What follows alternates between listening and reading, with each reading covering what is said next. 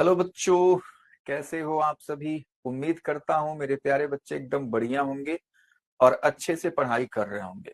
तो जैसा कि आपको पता है मेरे प्यारे बच्चों, हम पढ़ रहे हैं अपना पहला चैप्टर क्लास 12th का, जिसका नाम है विद्युत आवेश तथा क्षेत्र। और आज की क्लास मेरे प्यारे बच्चों इस चैप्टर की लेक्चर नंबर 4 होने वाली है। ठीक है, तो आज की क्लास में हम लोग क्या क्या बातें करेंगे जी। आज की क्लास में बच्चों हम लोग बात करेंगे वैद्युत द्विध्रुव के कारण विद्युत क्षेत्र के बारे में हम लोग आज देखेंगे। और हमारा, आपको अगर याद हो तो लास्ट लेक्चर में हमने मेरे प्यारे बच्चों इसका एक डेरिवेशन किया था, उसके अक्षीय स्थिति वाला। ठीक है, लास्ट क्लास में हमने क्या क्या पढ़ा था। लास्ट क्लास में हम लोग लेक्चर नंबर 3 में पढ़े थे मेरे प्यारे बच्चों विद्युत क्षेत्र के बारे में। बिंदु आवेश के कारण विद्युत क्षेत्र का फॉर्मूला हमने पढ़ा था, E बराबर 1/4 pi epsilon naught Q by R square. फिर हमने वैद्युत क्षेत्र रेखाओं के बारे में बातचीत किया था। फिर हम लोग बच्चे वैद्युत ध्रुव के कारण वैद्युत क्षेत्र को सीख रहे थे। ठीक है, तो उसका एक डेरिवेशन बचा हुआ है जो विषुवतीय रेखा पर, या आप कह लो निरक्षीय रेखा वाला हमारा डेरिवेशन वो बचा हुआ है, जो कि बहुत ही इंपॉर्टेंट है। उसको हम लोग करेंगे। उसके बाद मेरे प्यारे बच्चों हम लोग एक समान बाह्य वैद्युत क्षेत्र में रखे वैद्युत द्विध्रुव पर लगने वाले बल युग्म के आघूर्ण को देखने वाले हैं। ठीक है, उसके बाद मेरे प्यारे बच्चों आज की लेक्चर में हम लोग सतत आवेश वितरण और वैद्युत फ्लक्स के बारे में भी बातचीत करेंगे। ठीक है, तो चलिए स्टार्ट करते हैं आज की क्लास। तो मेरे प्यारे बच्चों सबसे पहला डेरिवेशन आज की क्लास का, और ये मेरे प्यारे बच्चों है वैद्युत ध्रुव के कारण वैद्युत क्षेत्र की तीव्रता का दूसरा डेरिवेशन। पहला डेरिवेशन हम लोग लेक्चर नंबर 3 में कर चुके हैं। ठीक है, तो इसमें क्या होता है, हम एक वैद्युत ध्रुव बनाते हैं। हमारे पास -q + q हमारे पास एक वैद्युत ध्रुव है जिसकी लंबाई हमने मान लिया 2l है। इसके मध्य बिंदु O से हम एक लंबवत रेखा खींचते हैं जिसको हम लोग निरक्षीय रेखा या विषुवतीय रेखा कहते हैं। ठीक है, उसी पर हमको एक बिंदु P लेना है और इस वैद्युत ध्रुव के कारण उसी बिंदु P पे अपने को क्या करना है बच्चों, वैद्युत क्षेत्र की तीव्रता ज्ञात करनी होती है। ठीक है, तो चलो जैसा फिगर बनाया गया है मैं अपने प्यारे बच्चों के लिए नीचे फिगर बनाऊंगा, उसके बाद हम लोग कैलकुलेशन करेंगे। तो सबसे पहले मेरे प्यारे लाल हमको क्या बनाना है, एक वैद्युत द्विध्रुव बनाना है सर। -q + q मध्य बिंदु O, मध्य बिंदु O O। चलो यहां पे हमने क्या किया, एक हमने रेखा खींच दिया और ये रेखा मेरे प्यारे बच्चों क्या है, विषुवतीय रेखा, या आप इसको निरक्षीय रेखा भी कहते हो। ठीक है, डॉट डॉट हमने बना दिया जी। ओके सर, यहाँ पे मेरे प्यारे बच्चों एक बिंदु P लिया जाएगा और इसी बिंदु P पर हमको इस वैद्युत ध्रुव के कारण वैद्युत क्षेत्र की तीव्रता ज्ञात करनी। तो उसके लिए क्या करना पड़ेगा सर, दोनों आवेशों को पहले इस बिंदु P से मिलाइए। तो हमने बच्चों दोनों आवेशों को इस बिंदु P से ऐसे यूं मिला दिया। हम मान लेते हैं कि बिंदु O से बिंदु P की दूरी बच्चा r है और इस वैद्युत ध्रुव की जो लंबाई है वो 2l है, तो ये हो जाएगा l, ये भी हो जाएगा l। बात समझ में आई? हाँ सर, ये मेरे प्यारे बच्चों आपको दिख रहा है समकोण त्रिभुज। तो अगर ये l है, ये अगर r है, तो ये भुजा कितनी हो जाएगी, तो आप कहेंगे सर ये तो हो जाएगा r² + l², कड़ी में r² + l²। ठीक बात है, बहुत सही बच्चों। तो हमारा फिगर ऑलमोस्ट बन के बच्चों एकदम तैयार है ना। अब हमको वैद्युत क्षेत्र की तीव्रता ज्ञात करनी है। तो मेरे प्यारे बच्चों हम मान लेते हैं कि +q के लिए जो वैद्युत क्षेत्र की तीव्रता है वो E1 है, और -q के लिए जो वैद्युत क्षेत्र की तीव्रता है उसको मैं E2 लिख देता हूं। क्या मान सकता हूं? आप कहेंगे सर बिल्कुल मान सकते हैं, क्या दिक्कत है। ठीक बात, चलो तो E1 होगा कितना, तो 1/4 pi epsilon not Q/r² formula होता है। तो यहाँ पे R है कितना, R बच्चे दोनों आवेशों का बिंदु P से जो दूरी है वो है कड़ी में r² + l² और इस पूरे का होल स्क्वायर। बोलो कोई दिक्कत, कोई समस्या है क्या? आप कहेंगे सर नहीं है। वही सेम टू सेम मान मेरे प्यारे बच्चों E2 भी होगा, क्योंकि आवेश सेम, दूरी भी सेम। तो जब आवेश और दूरी सेम, तो वैद्युत क्षेत्र भी सेम हो जाएगा। ठीक है मेरे प्यारे लाल। तो मेरे प्यारे बच्चों, आपको दिखा यहां से क्या दिखा सर? हमको दिखा कि E1 और E2 आपस में बराबर हैं जी। ठीक है, तो हमने ये बातें कह ली। चलो, अब बच्चे परिमाण तो निकल चुका, लेकिन वैद्युत क्षेत्र तो मेरे प्यारे बच्चों क्या है?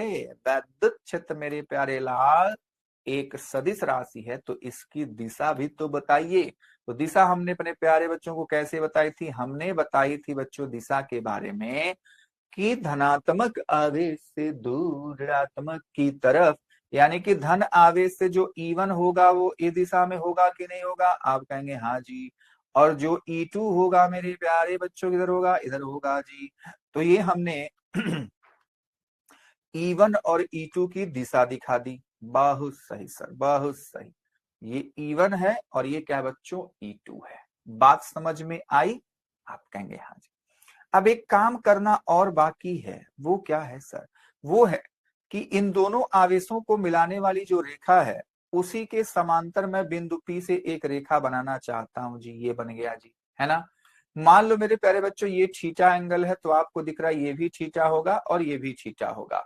बात समझ में आई? तो मेरे प्यारे बच्चों अब इस फिगर में ज्यादा दिक्कत ना हो, तो मैं चाहता हूं इस बिंदु P वाला जो फिगर है, मैं यहाँ पे अपने प्यारे बच्चों के लिए बना दूं। यहाँ पे मान लो ये बिंदु P है, ठीक है? हाँ सर, बिंदु P है। ये हमारे पास E1 गया, ये हमारे पास E2 आया, और ये हमारा एक क्षैतिज रेखा है जो कि वहां पे दिख रहा है बनता हुआ।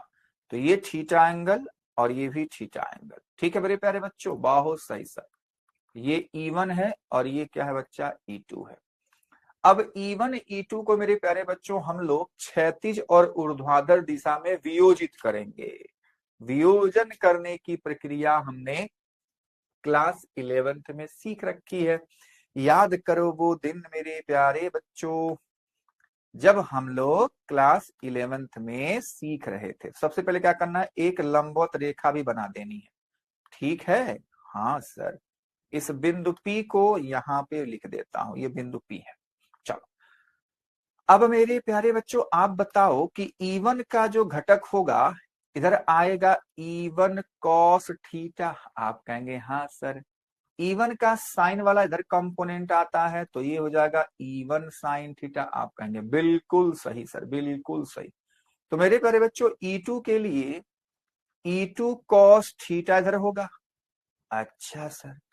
और E2 साइन थीटा किधर होगा? इधर होगा। बोल, समझ में आई बात?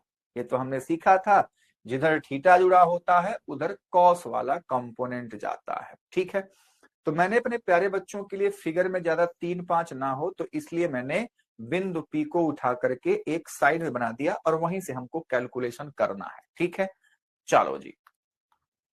तो अब मेरे प्यारे बच्चों कैलकुलेशन के लिए तैयार हो जाइए, है ना? कैलकुलेशन के लिए सभी लोग तैयार। हमको पता है, हमने मैग्नीट्यूड देखा, हमने परिमाण देखा कि E1 E2 बराबर है। तो अब हम दो दिशाओं की बात कर रहे हैं ना बच्चों, हम तो दो दिशाओं की बात कर रहे हैं, ऊर्ध्वाधर और क्षैतिज। तो चलो एक बार ऊर्ध्वाधर को देखो। तो ऊर्ध्वाधर को आप देख रहे हैं, तो ये E1 sine theta E2 sine theta. अच्छा, अभी E1 E2 बराबर आया था, तो क्या ये दोनों आपस में बराबर हो जाएंगे और दोनों एक दूसरे के विपरीत हैं, तो एक दूसरे को कट्टी पिट्टी कर देंगे? ये बोलो, इनका काम तमाम हुआ कि नहीं हुआ? हो गया, इनका काम तो तमाम हो गया। यानी कि बिंदु P पर ऊर्ध्वाधर दिशा में हमको कोई भी वैद्युत क्षेत्र मिलने वाला नहीं है। जो भी वैद्युत क्षेत्र मिलेगा वो मिलेगा मेरे प्यारे बच्चों हमारे पास क्षैतिज दिशा में। E1 cos थीटा और E2 cos theta. E1 cos theta और मेरे प्यारे बच्चों E2 cos थीटा, दोनों एक ही दिशा में है। बताओ जुड़ जाएंगे क्या? हम बोलेंगे हाँ सर। तो बस मेरे प्यारे बच्चों लिखना है E नेट बराबर E1 cos theta plus E2 cos theta. Simple सी बात है। अच्छा बता बच्चे, अगर E1 E2 बराबर है तो क्या मैं इसको 2E1 cos थीटा ही लिख दूं तो कोई दिक्कत हो जाएगी? आप कहेंगे नहीं sir, E1 cos theta E2 cos theta दोनों बराबर है तो इसको 2E1 cos थीटा लिख दो बस। अब बच्चे ऐसे ही मान रखते चलो और अपना काम करते चलो। चलिए 1/4πε0 Q by under root R square plus L square का होल स्क्वायर, और यहां बचा कॉस थीटा। फिर से आते हैं फिगर में, कॉस थीटा का काम तमाम करते हैं। देख इस वाले छोटे से ट्रायंगल में बात करिए तो मेरे प्यारे बच्चों हमको कॉस थीटा क्या दिख रहा है? आप कहेंगे सर कॉस थीटा क्या होता है? कॉस थीटा होता है मेरे प्यारे बच्चों आधार बटे कर्ण। आधार क्या है? एल है।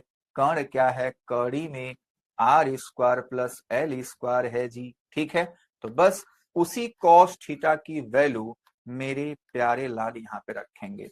एल बटे कड़ी में R square plus L square. काम तमाम हुआ जी, एकदम हो गया मेरे प्यारे बच्चों। तो हमारे पास ई नेट की वैल्यू क्या हुई? 1/4πε0, ये हो गया Q इंटू 2L। और नीचे क्या हुआ देख, इसका स्क्वायर होगा तो केवल मैं R square plus L square लिख दूं, और इसका बच्चे अंडर रूट है तो क्या मैं R square plus L square के पावर हाफ लिख दूं तो आप रोने लग जाओगे। आप कहेंगे नहीं सर हम तो बड़े हो गए। चलो, तो मेरे प्यारे बच्चों अब क्या हुआ, ई नेट बराबर क्या हुआ? 1/4πε0। क्यू इंटू 12 क्या हो जाएगा बच्चे? पी हो जाएगा। याद करो, अभी थोड़ी देर पहले हम लोग सीखा था, थोड़ी देर मतलब लास्ट क्लास में। ठीक है, वैद्युत द्विध्रुव आघूर्ण। ठीक है, क्या था बच्चों? वैद्युत द्विध्रुव आघूर्ण था, जो कि है हमारे पास पी। थोड़ा सा सुंदर बनाते हैं पी को। और नीचे देख, देख आधार बराबर है तो घातें जुट जाती हैं सर। तो R square L square 1 plus half क्या होगा बच्चों? 3/2। बहुत सही सर, बहुत सही। हम लोग अपने फाइनल आंसर तक पहुंचने वाले हैं, मिठाई बांटो। चलो 1/4πε0। अच्छा अच्छा अच्छा, यहाँ पे तो जुगाड़ लगाते हैं, जुगाड़, कुछ कांड करते हैं। क्या कांड होगा सर? हम लिखेंगे चूंकि R is much much greater than L, much much आने वाला कांड था। ठीक है, तो यहां से हमको क्या मिलेगा? जो एल है वो मेरे प्यारे बच्चों 0 बन जाएगा। बात समझ में आई? क्योंकि हमको पता है कि वैद्युत ध्रुव की जो लंबाई होती है बहुत कम होती है, और यहाँ पे तो आर की तुलना हम कर रहे हैं तो आर की तुलना में बहुत कम है, तो इसलिए इसका काम तमाम हुआ। तो हमारे पास जो ई नेट की वैल्यू है वो मिल गई क्या? 1/4πε0 पी बाई, देख मेरे प्यारे बच्चे आर स्क्वायर बचेगा, एल तो हमारे पास 0 हो गया, तो आर स्क्वायर के पावर क्या हो जाएगा? 3/2। समझ पाए? हाँ सर समझ पाए, सर समझ पाए। चल, तो लास्ट लाइन हम क्या लिखेंगे? 1/4πε0 ऊपर पी है। अच्छा, इन दोनों का गुणा करेंगे, 2 से 2 कट्टी पिट्टी, क्या बचेगा? केवल और केवल सर आर क्यू बचता है। तो यही तो हमारे पास फाइनल रिजल्ट हो जाता है। ठीक है मेरे प्यारे बच्चों, तो ये हमारे पास क्या है? किसी वैद्युत ध्रुव के कारण उसके निरक्षी या विषुवतीय रेखा पर क्या है? वैद्युत क्षेत्र की तीव्रता का फॉर्मूला। ठीक है, कर ले जाओगे, ऐसे ऐसे ऐसे ऐसे कर ले जाएंगे। चलो, तो हम लोग मेरे प्यारे बच्चों ऐसे काम तमाम इसका करेंगे। तो सबसे पहले आपको क्या करना है? सर आपने जो बताया 3 स्टेप, फिगर, फिगर के बारे में कुछ बातें, उसके बाद कैलकुलेशन, तो वही करेंगे। सबसे पहले ऐसा सुंदर सा फिगर बनाओगे, उसके बाद इस फिगर के बारे में कुछ बातें लिख देना है। ठीक है, बात समझ में आई? उसके बाद मेरे प्यारे बच्चों कैलकुलेशन स्टार्ट, जैसे अभी हमने किया था वैसे ही कैलकुलेशन करते जाएंगे करते जाएंगे करते जाएंगे करते जाएंगे। कब तक करेंगे? करते जाएंगे और लास्ट में हमारे पास आंसर आ जाएगा। ठीक है, आप सोच रहे होंगे सर लास्ट में जब वेक्टर लिखा हुआ है तो यहाँ पे माइनस साइन क्यों लिखा? अरे बच्चा, हम लोग दिशा देख रहे हैं, तो ये देख ले, जो वैद्युत क्षेत्र की जो परिणामी दिशा आई है उधर ही आई है, इधर ना, जो हमने तीर बना दिया, ये ई नेट है। अच्छा बताओ, आप बता दो कि जो पी की दिशा है वो किधर है? आप देख रहे हैं सर इधर है, क्यों? क्योंकि माइनस से क्यू की तरफ। तो अगर पी के हिसाब से हम इसके दिशा को देख रहे हैं, दोनों एक दूसरे के अपोजिट, इसलिए बच्चा ये माइनस साइन यहाँ पे लिखा गया है।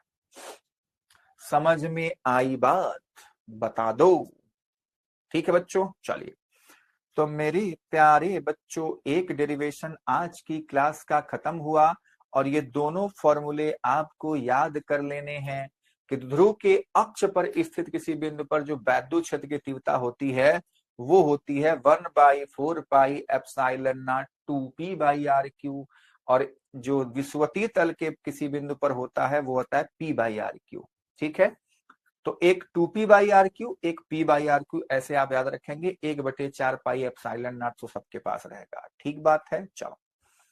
अब मेरे प्यारे बच्चों, हम एक अलग कॉन्सेप्ट, एक अलग दुनिया में जा रहे हैं। ठीक है, दुनिया क्या है बच्चों? एक समान वैद्युत क्षेत्र, यानी कि यूनिफॉर्म इलेक्ट्रिक फील्ड। ठीक है, ये क्या होती है?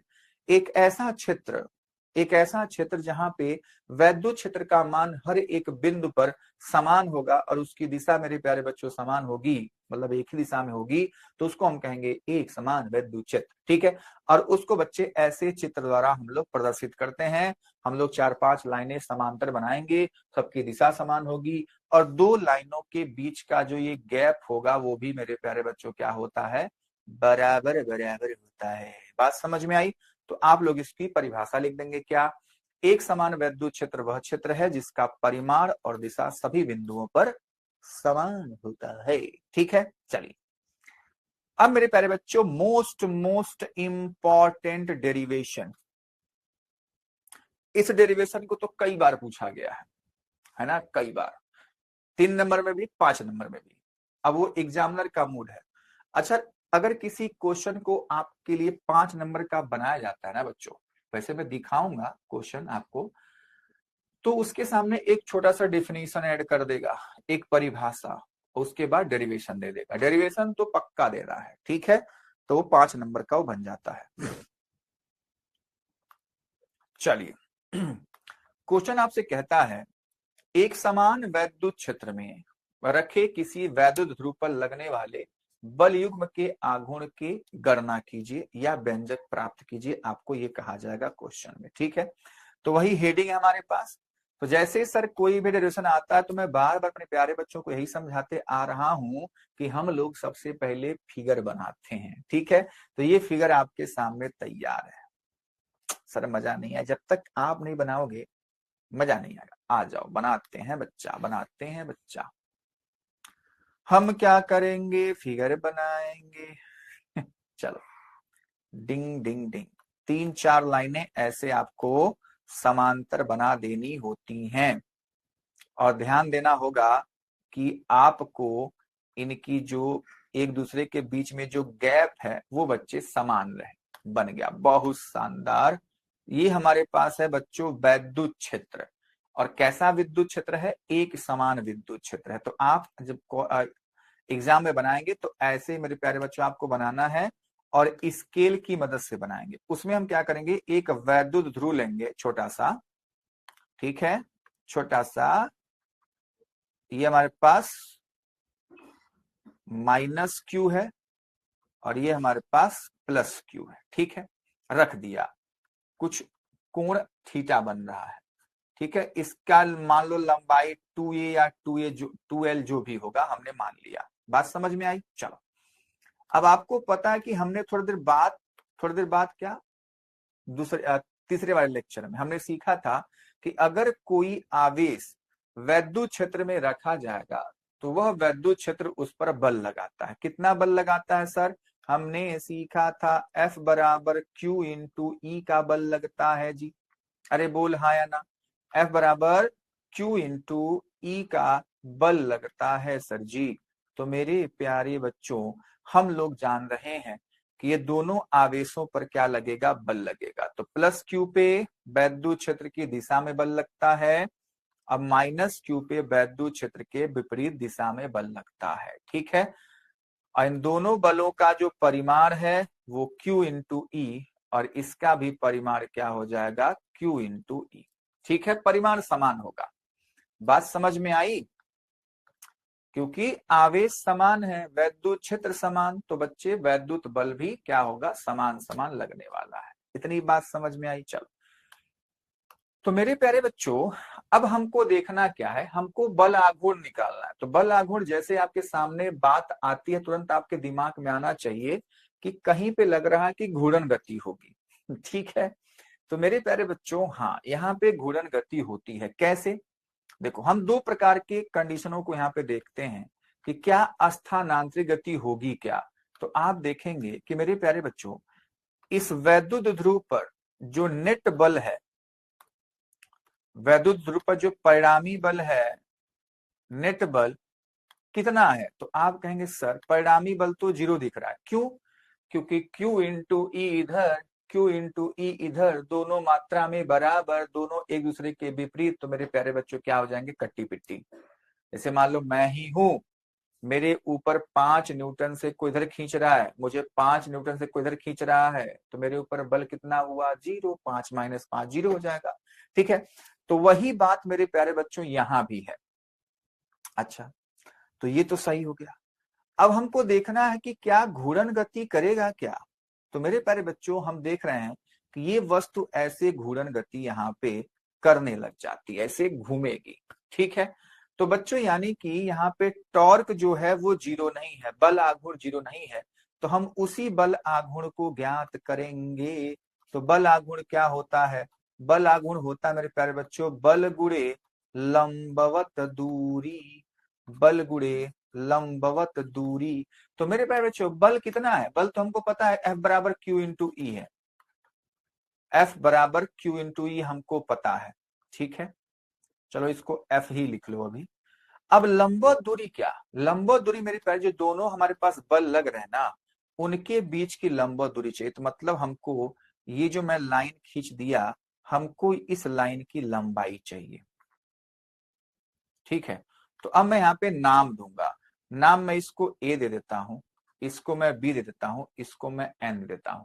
तो हमको क्या चाहिए, हमको चाहिए मेरे प्यारे बच्चों बी एन। ये तो मैंने बनाया इसलिए मैं इसको डॉट डॉट कर देता हूं। ठीक है, हमको चाहिए बी से एन तक की दूरी, तो हमको चाहिए बी एन। ठीक है, अच्छा बी एन होगा कितना, आ जाओ करते हैं, देखते हैं। bn मेरे प्यारे बच्चों इसी वाले त्रिभुज से आप निकाल लो, तो आपको दिख रहा है सर ये थीटा है तो ये भी थीटा होगा। अब हम यहाँ पे साइन थीटा अगर अप्लाई कर लें, साइन थीटा क्या होता है, लंब, यानी कि bn यही लंब है, और कर्ण क्या है बच्चों, ab। वाह सर, तो bn हमारे पास क्या हो जाएगा, ab, bn हो जाएगा ab साइन थीटा, यानी कि bn की लंबाई हो गई 2a साइन थीटा, क्योंकि ए बी क्या है, 2a के बराबर है। इतनी बात मेरे प्यारे बच्चों को समझ में आई कि नहीं आई, जल्दी से बता दो। ठीक है ना, तो उसी bn की दूरी बच्चे, मतलब जो वैल्यू है यहाँ पे रख दो। f बराबर क्या है, q इंटू ई है, bn की दूरी है 2a साइन थीटा। अब फिर से वही हाल चाल होगा सर, खेल खेलेंगे हम लोग। क्या खेल, ये खेलना है कि Q और 2a को एक साथ करना है। तो हम लोग Q 2a को एक साथ कर दिए, और मेरे प्यारे बच्चों इनटू ई साइन थीटा को हमने एक साथ कर लिया। बोलो हाँ या ना, आप कहेंगे हाँ सर। अब Q इंटू 2a क्या बनेगा, P, और ये हमारे पास ई साइन थीटा तो है ही। तो मेरे प्यारे बच्चों, यही जो हमारे पास फॉर्मूला है, ये बच्चों फाइनल एक्सप्रेशन है हमारे पास। इसी को अगर हम वेक्टर फॉर्म में लिखते हैं, क्योंकि हमारे पास जो टाउ है वो वेक्टर है, तो उसको मैं P क्रॉस E लिख सकता हूं। ठीक बात है, तो अपने पास एक और डेरिवेशन कंप्लीट हो गया है ना। बहुत ही छोटा डेरिवेशन है बच्चों, आसान भी है, तो आप लोग ऐसे इसको कर ले जाओगे। चलो, तो ऐसे आपको सबसे पहले फिगर बनाना है सुंदर सा। ठीक है, उसके बाद इस फिगर के बारे में मेरे प्यारे बच्चों इतनी बातें कह देनी है कि माना एक समान वैद्युत क्षेत्र है, उस वैद्युत क्षेत्र में बच्चों थीटा कोण बनाते हुए एक वैद्युत ध्रुव रखा गया है जिसकी लंबाई 2a है, जो भी आप लिख सकते हैं। ठीक है, उसके बाद बच्चों नेट बल इस पे 0 लग रहा है, सब कुछ हो गया, तो हम लोग बल आघूर्ण निकाल रहे हैं। सारा कैलकुलेशन करने के बाद हमको ये एक्सप्रेशन 4 लाइन में मिल जाता है। आसान है, खुश हो जाओ, आपको 3 नंबर मिल चुके हैं। ठीक है बच्चा लोग, चलो अब मेरे प्यारे बच्चों आगे बढ़ा जाए। बिल्कुल बढ़ा जाए सर। हम लोग इसमें कुछ विशेष स्थितियों की बात करेंगे। ठीक है, विशेष स्थितियां क्या है? जैसे मान लो जो हमारे पास फॉर्मूला आया है टाउ बराबर पीई साइन थीटा, आया ना? टाउ बराबर पीई साइन थीटा। मैं जानना चाहता हूं कि टाउ कब मैक्सिमम होगा और टाउ कब 0 होगा। तो सारा कुछ डिसाइड करेगा ये साइन थीटा। साइन थीटा जब मैक्सिमम तो टाउ मैक्सिमम, साइन थीटा जब 0 तो टाउ 0 हो जाएगा। तो पहली स्थिति कहा जा रहा है यदि वैद्युत ध्रुव वैद्युत क्षेत्र के दिशा के समांतर में रखा गया है। इसका मतलब क्या हुआ सर? इसका मतलब हुआ बच्चे कि जब समांतर रखा जाएगा, इसका मतलब फिगर कैसे बनेगा? ऐसे समझो बात को। छोटा सा अपने प्यारे बच्चों के लिए मैं फिगर बना दूं।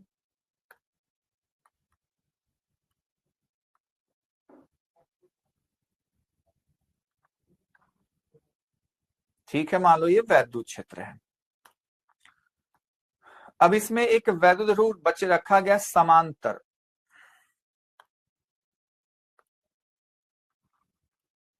ये हमारे पास माइनस क्यू और ये हमारे पास प्लस क्यू। ठीक है, इसकी दूरी उरी कुछ भी होगी हमसे मतलब नहीं।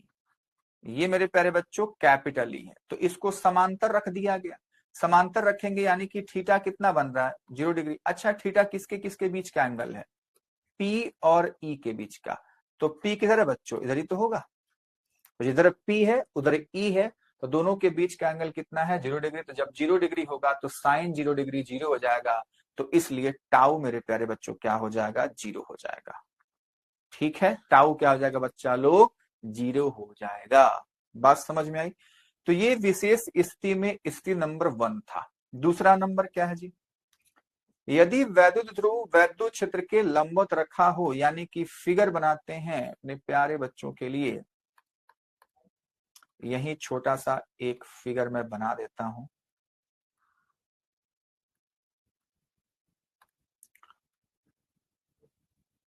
ठीक है, ठीक क्या? बहुत ठीक है सर।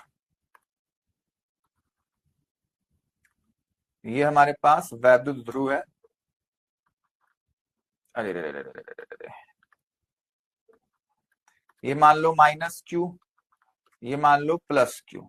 तो अब देखो 90 डिग्री बन रहा है कि नहीं बन रहा है?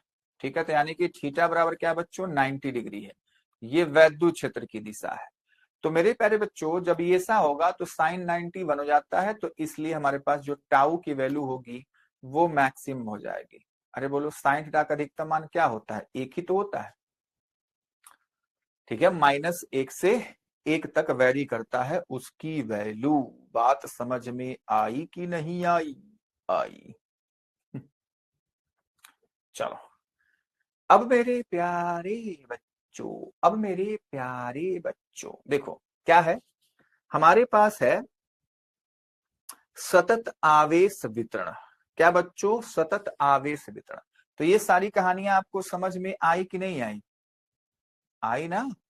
ये सारी कहानियां आपको अच्छे से समझ में आई होंगी। अब आते हैं मेरे प्यारे बच्चों हम एक अलग कॉन्सेप्ट पर। आज की क्लास में भी हमने 2 डेरिवेशन इंपॉर्टेंट कर लिया है। अब ये जो चीजें हम लोग पढ़ने जा रहे हैं बच्चों, ये छोटी मोटी बातें हैं लेकिन बड़े काम की बातें हैं।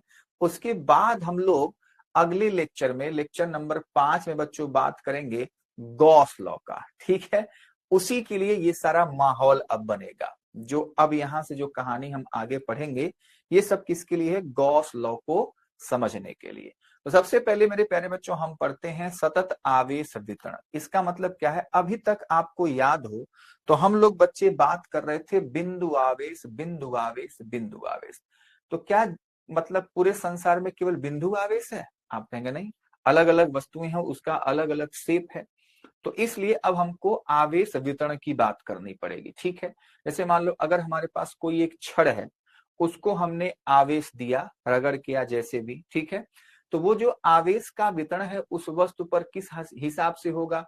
तो अगर वो लाइन के रूप में है, वो छड़ है, तो उसको लाइन के रूप में उसका आवेश वितरण होगा। तो इसलिए हम लोग यहाँ पे अलग अलग टाइप के आवेश वितरण को समझते हैं। ठीक है, सबसे पहला लिखा गया है रेखीय आवेश वितरण। वो जो मैं वही कहानी बता रहा था छड़ वाला, कि छड़ को आवेश दिया तो छड़ बच्चे एकदम लाइन के रूप में हमको दिखता है, तो उसमें आवेश का वितरण भी लाइन के रूप में भी होगा। ठीक है, दूसरा हमारे पास है पृष्ठीय आवेश वितरण। एक ऐसी वस्तु जिसके पास मेरे प्यारे बच्चों केवल और केवल क्षेत्रफल हो। जैसे मान लो आपके बुक का कोई एक पेज निकाल लो, तो उस पेज के पास केवल और केवल क्षेत्रफल है, क्योंकि लंबाई और चौड़ाई की तुलना में उसकी जो मोटाई है वो बहुत कम है, तो उसके पास केवल क्या है, क्षेत्रफल है।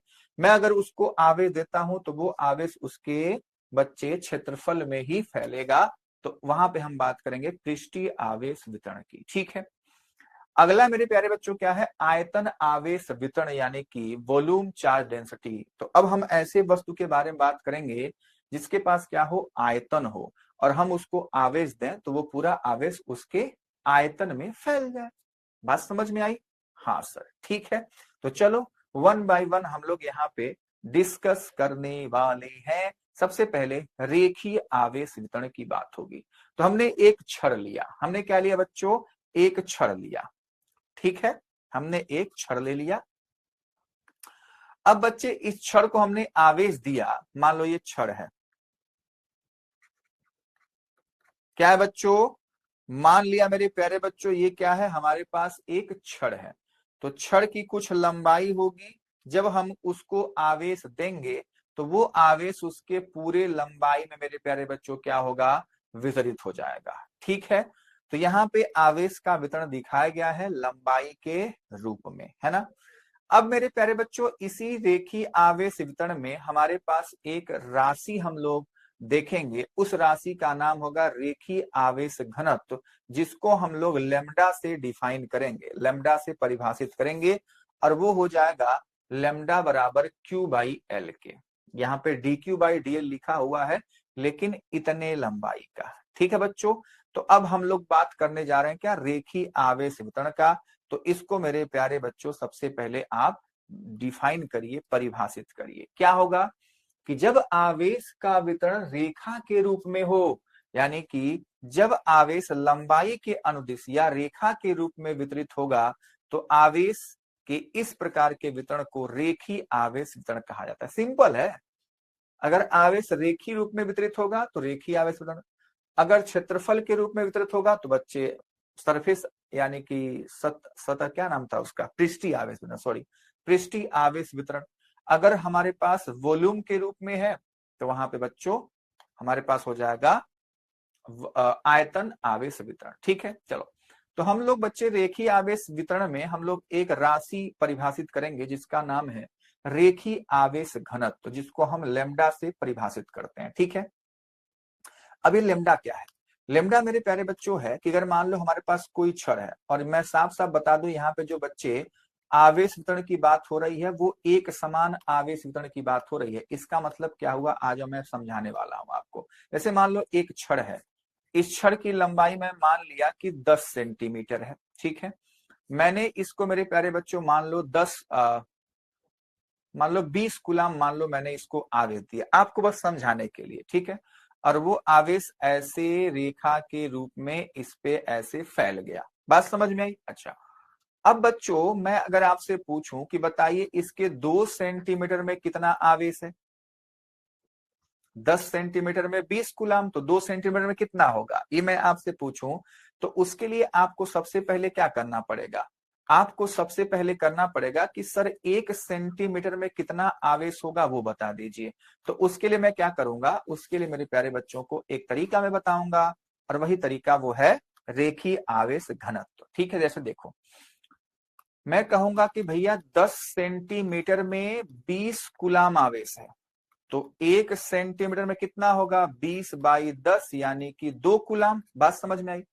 अब आप चाहे 2 का पूछो, 5 का पूछो, जिसका मतलब उतना पूछो। तो मेरे प्यारे बच्चों हम बता सकते, मान लो मैं अगर पूछ दूं आपसे कि बताओ 5 सेंटीमीटर में कितना होगा, तो आप कहेंगे 1 में 2 है, तो 5 गुणे 2 यानी कि 10 गुलाम। ठीक है, मैं कहूंगा बताओ 3 सेंटीमीटर में कितने आवेश हैं, तो आप कहोगे 3 × 2 यानी कि 6 कूलाम। मैं कहूंगा 1.5 में कितना है, 1.5 सेंटीमीटर में, तो आप कहेंगे 1.5 × 2 यानी कि 3 कूलाम। बात समझ में? यानी कि जब हमको इकाई लंबाई में कितने आवेश हैं वो पता लग जाएगा, तो आप जितना मन करे उतना पूछ लो, मैं आपको जानकारी आराम से दे सकता हूं। समझ पाए बात को? तो वही होता है मेरे प्यारे बच्चों रेखीय आवेश घनत्व। ठीक है, कि एकांक लंबाई में उपस्थित आवेश की मात्रा को हम क्या कह देंगे, रेखीय आवेश घनत्व। वही लिखा गया, देख लो, प्रति एकांक लंबाई में आवेश की मात्रा को रेखीय आवेश घनत्व कहते हैं। तो लेमडा बराबर Q/L। जैसे देखो बना देता हूं, जैसे मान लो ये छड़ है, इसकी लंबाई L है, इसको आवेश Q दिया, तो L आवेश में Q, सॉरी L लंबाई में Q आवेश, तो एकांक लंबाई में क्या होगा, Q/L। और इसी एकांक लंबाई में उपस्थित आवेश की मात्रा को ही हम क्या करें, रेखीय आवेश घनत्व। तो यही हो जाएगा लेमडा। तो लेमडा बराबर क्या हो जाएगा, Q/L। समझ पाए बोल हाँ या ना? हाँ जी। अब बच्चे हम दूसरा वितरण बात कर रहे हैं, क्या, पृष्ठीय आवेश वितरण। जैसे हमारे पास एक सामने वस्तु है, इसमें हमने आवेश दिया, तो वो आवेश इसके पूरे क्षेत्रफल में फैल गया है। तो जब आवेश का वितरण क्षेत्रफल में होता है तो हम मेरे प्यारे बच्चों पृष्ठीय आवेश वितरण की बात करते हैं। तो क्षेत्रफल के अनुदेश आवेश वितरण को पृष्ठीय आवेश वितरण कहा जाता है। ठीक है, इसमें हम लोग एक राशि परिभाषित करते हैं जिसको हम कहते हैं पृष्ठीय आवेश घनत्व। सिंपल सी बात है, फिर से वही हालचाल मैं समझा दूं अपने प्यारे बच्चों। जैसे मान लो हमारे पास एक मान ले प्लेट है, इसका एरिया बच्चों A है ना, इसको मैंने आवेश Q दे दिया। तो मेरे प्यारे बच्चों अगर A एरिया में Q आवेश है तो एकांक एरिया में कितना होगा, आप कहेंगे Q/A। तो फिर से वजह से हमने एकांक लंबाई में उपस्थित आवेश की मात्रा को रेखीय आवेश घनत्व कहा है, उसी प्रकार से एकांक एरिया में, एकांक क्षेत्रफल में उपस्थित आवेश की मात्रा को हम बच्चे पृष्ठीय आवेश घनत्व यानी कि सिग्मा कहेंगे, और सिग्मा हो जाएगा Q/A। सिंपल सी बात है, तो वही यहाँ पे लिखा गया है कि प्रति एकांक क्षेत्रफल में आवेश की मात्रा को पृष्ठीय आवेश घनत्व कहते हैं। ठीक बात है। चलो अब बच्चों आयतन आवेश वितरण। हमारे पास कोई वस्तु है, जैसे मान लो हमारे पास घन है या सबसे अच्छा गोला है, तो गोले के पास क्या होता है, आयतन होता है। अगर आवेश का वितरण मेरे प्यारे बच्चों पूरे आयतन में वितरित हो तो हम लोग यहाँ पे आयतन आवेश घनत्व कहेंगे। आयतन के अनुदिश आवेश वितरण को आयतन आवेश वितरण कहते हैं। और यहाँ पे मेरे प्यारे बच्चों हम एक और राशि परिभाषित करेंगे जिसको हम कहेंगे आयतन आवेश घनत्व। रेखीय आवेश घनत्व, पृष्ठीय आवेश घनत्व, उसके बाद लास्ट क्या है मेरे प्यारे बच्चों, आयतन आवेश घनत्व। जैसे वो था वैसे ये भी होगा। ठीक है, तो अब मान लो हमारे पास कोई गोला है, उसके पास आयतन V है। मान लो यहाँ पे बना ही दूं मैं, ये गोला है, गोला है ये गोला, इसका आयतन मान लो मेरे प्यारे बच्चों V है, इसको मैंने Q आवेश देना है। तो मेरे प्यारे बच्चों अगर V आयतन में Q आवेश है तो एकांक आयतन में Q/V, और एकांक आयतन में उपस्थित आवेश की मात्रा ही क्या कहलाती है, आयतन आवेश घनत्व, जिसको हम लोग रो से प्रदर्शित करते हैं। इसको क्या बोलोगे, रो।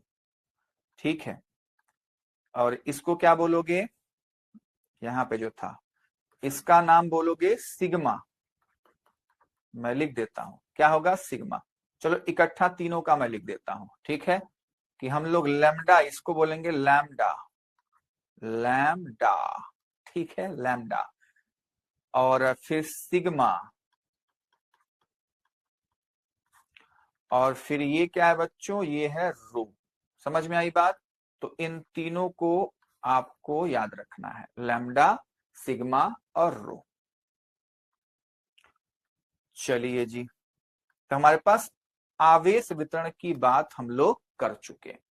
अब हम लोग आ गए मेरे प्यारे बच्चों क्षेत्रफल सदिश। अभी तक आप लोग जानते थे कि मेरे प्यारे बच्चों जो एरिया यानी कि जो क्षेत्रफल होता है वो एक अदिश राशि होती है, लेकिन हम लोग क्लास 12th में जब हम लोग यहाँ पे अब पढ़ रहे हैं, तो यहाँ पे मेरे प्यारे बच्चों क्षेत्रफल को हम एक सदिश राशि की तरह देखेंगे। ठीक है, अब कैसे देखेंगे आ जाओ समझते। जैसे मान लो हमारे पास ये फिगर नंबर 1 है, फिगर नंबर 2 है।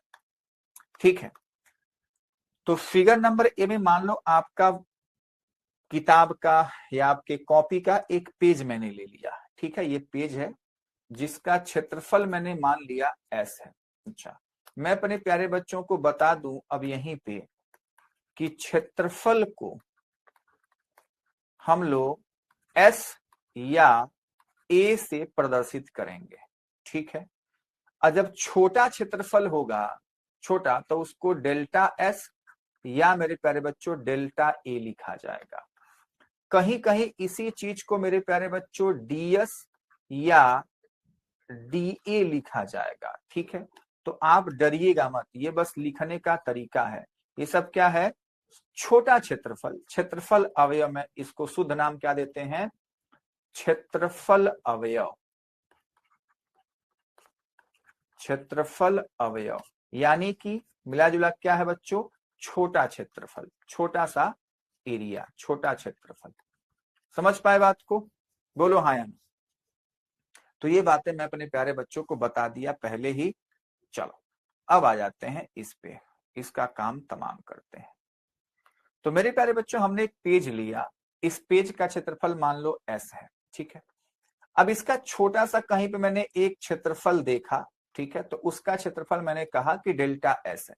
अच्छा बता मेरे प्यारे बच्चों, आपका जो पेज है उसके कितने पृष्ठ होते हैं? तो पृष्ठ मतलब अगर आप मान लो यही मेरे पास एक पेज है, मान लिया ये पेज है। ठीक है, ऊपर से आप इसको देखोगे तो आपके लिए ये पेज मतलब पृष्ठ हो जाएगा, सरफेस हो जाएगा।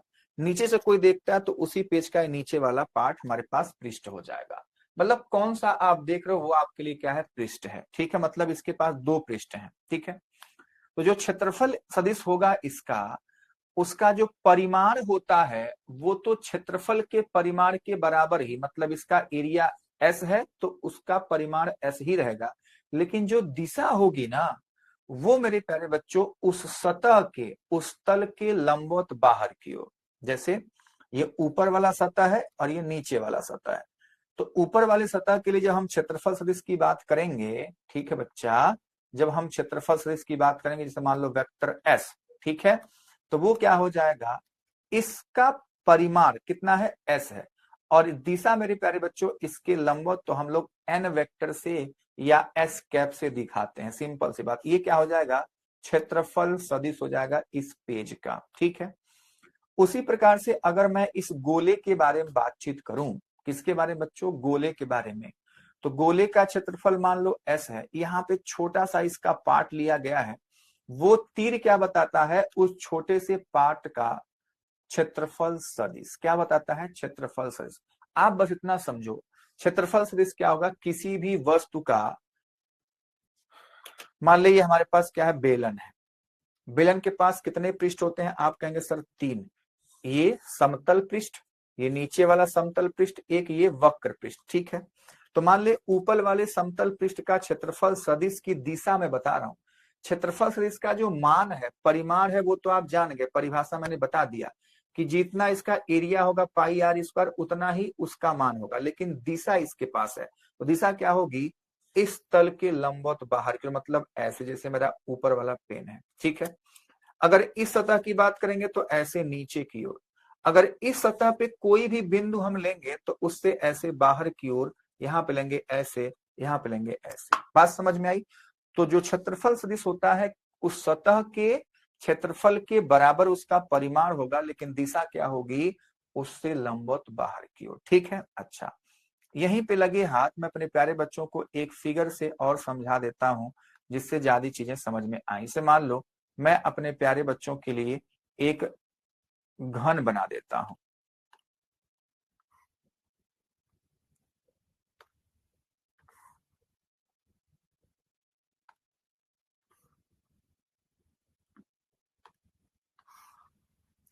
क्या बना दूं? घन। एक घन बन गया, बहुत सुंदर बनाया सर, बहुत सुंदर।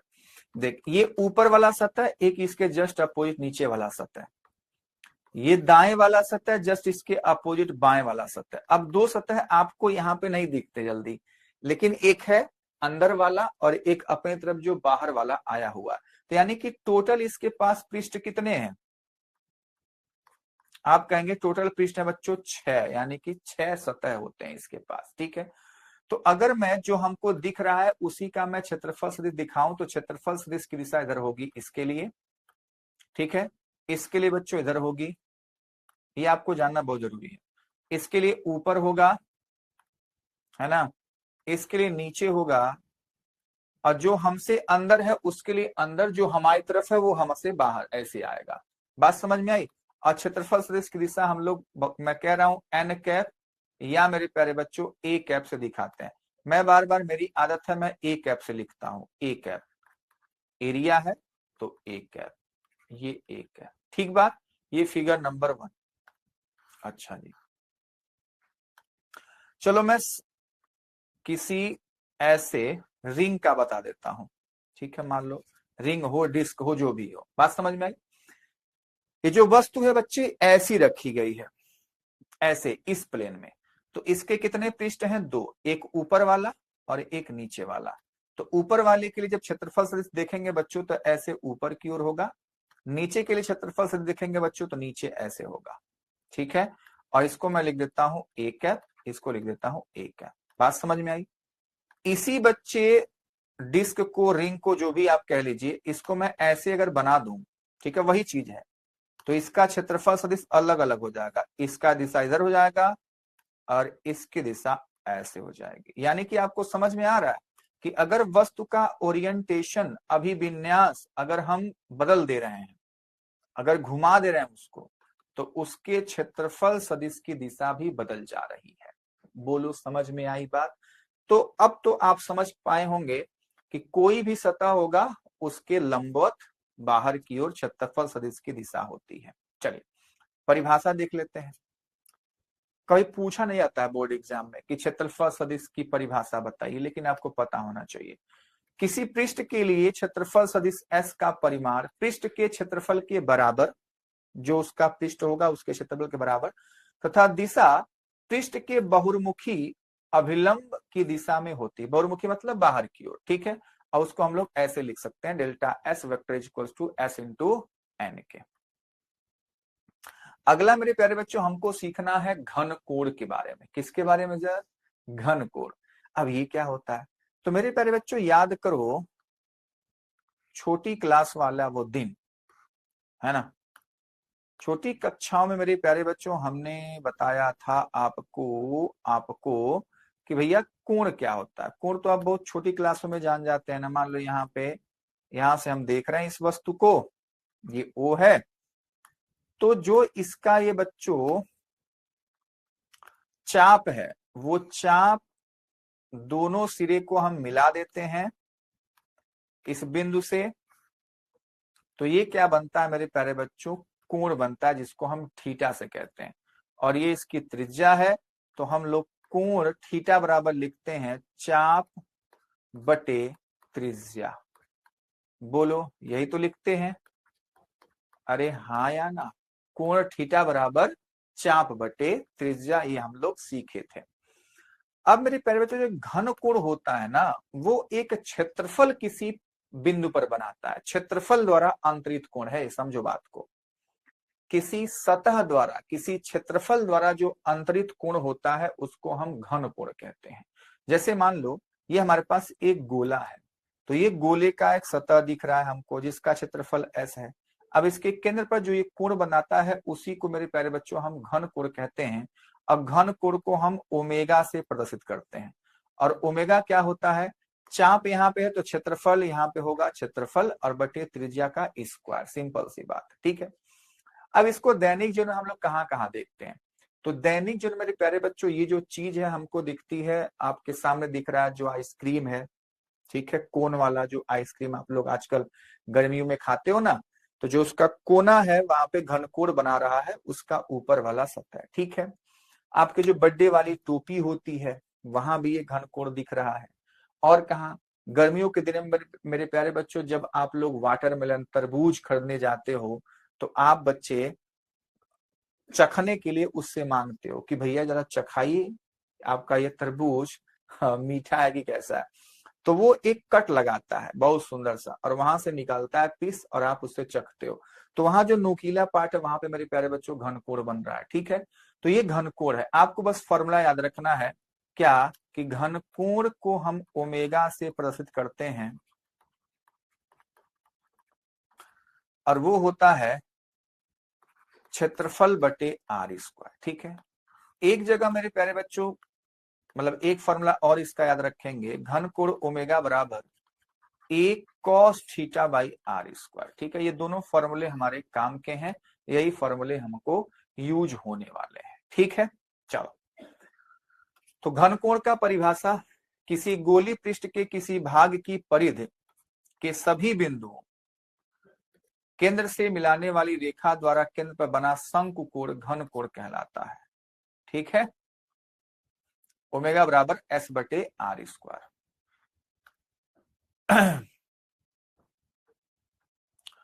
तो ये मेरे प्यारे बच्चों हमारे पास क्या था, घन कोण था। ठीक है, अगली क्लास में मेरे प्यारे बच्चों हम लोग कुछ नई चीजों को सीखेंगे। आज की क्लास यहीं तक रखते हैं। ठीक है, क्योंकि उसके बाद हमारा जो कॉन्सेप्ट आएगा फिर गॉस लॉ आएगा, तो हम लोग इलेक्ट्रिक फ्लक्स सीखेंगे। ठीक है बच्चों, क्या सीखेंगे, इलेक्ट्रिक फ्लक्स यानी कि वैद्युत फ्लक्स। तो वहां पे मेरे प्यारे बच्चों चीजें थोड़ी सी अलग हो जाएंगी, तो मैं चाहता हूं कि उस चीज को मैं आपको एक ही साथ सिखाऊं। ठीक है, वैद्युत फ्लक्स, उसके बाद हम लोग गॉस लॉ की बात करेंगे। ठीक है, वैद्युत फ्लक्स, उसके बाद हम लोग गॉस लॉ बात करेंगे, फिर हम लोग गॉस लॉ के एप्लीकेशन को भी सीखेंगे। ठीक है, तो उम्मीद करता हूं मेरे प्यारे बच्चों को यहां तक की बातें अच्छे से समझ में आई। ठीक है, आज की क्लास में हमने जो जो बातें किया, आज की क्लास में सबसे पहले हमने बात किया था वैद्युत ध्रुव के कारण उसके निरक्षी रेखा पर स्थित किसी बिंदु पर वैद्युत क्षेत्र की तीव्रता हमने निकाली थी, वो आपके लिए बहुत इंपॉर्टेंट डेरिवेशन है। उसके बाद हमने एक समान वैद्युत क्षेत्र में रखे वैद्युत ध्रुव पर कितना बल आघूर्ण लग रहा है उसको हमने देखा, वो भी आपके लिए बहुत इंपॉर्टेंट है।